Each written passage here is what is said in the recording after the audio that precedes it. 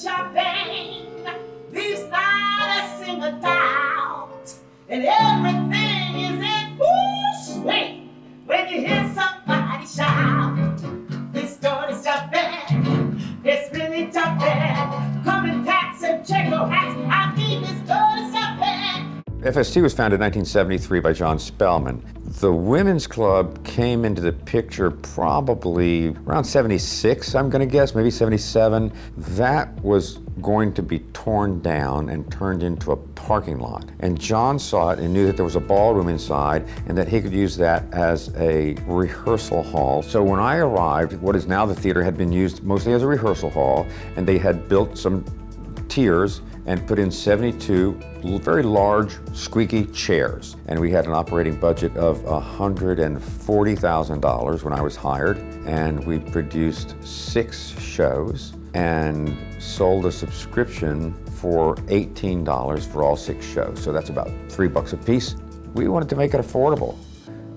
It took time for that philosophy and that policy to mature and grow to mean as much as it does today, because affordability and accessibility is a really big deal today. And during the recession, we gained 2,000 new subscribers because it was affordable. You didn't have to be a rich person to go to the theater, that anybody could come. A very large portion, like 30–40% of our audience, they can't afford to go to most theater, but they can afford to come to us, and we're doing great theater, and I think it makes for great theater because you have a more diverse audience. Accessibility, on the other hand, means something else. And when I came, we didn't have a wheelchair ramp. Somebody who was handicapped or needed help, had trouble getting into the theater, the first thing we did was get a bunch of plywood, and we literally built a wheelchair ramp so that people could get into the theater. Today it means so much more. It means, can I understand it? Accessible in thought? Does it represent the world that I live in? Accessible in ethnicity? Are there people like me on the stage? Or are they all white people? Are there brown people too? Are there black people too?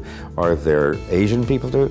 So we really have worked hard at making the theater accessible, and that means very diverse. And I think the beauty of diversity in theater is that it's balanced by the homogeneous nature of theater. We come together as humanity. That's the kind of play at its most basic that we're looking for, whether it's a small cast or a large cast. And then there's another thing that appeals to me particularly, and that is minimalism. The less you put on stage, the more the audience uses their imagination. The less you put on stage, the more impactful the word. And then theatricalism is important to me. Realize how it sounds. As if you could ever be an earl. 8 people would have to die for that to happen. How likely is that? I am standing here with poison in my pocket, one eye on the target, one eye on the clock. It better happen soon before I lose my nerve and run. If I'd had a knife, I could have grabbed him, then discreetly knocked him on the head and stabbed him, not to mention what I would have done if I had had a gun. We're the largest subscription theater in the state of Florida. The reason we started subscriptions was we wanted the same audience to come back and see the next play, and then to come back and see the next play. If you're a subscriber, you get to see the stuff that you like, but you're also going to see stuff that might challenge you a little bit or jangle your thinking a little bit.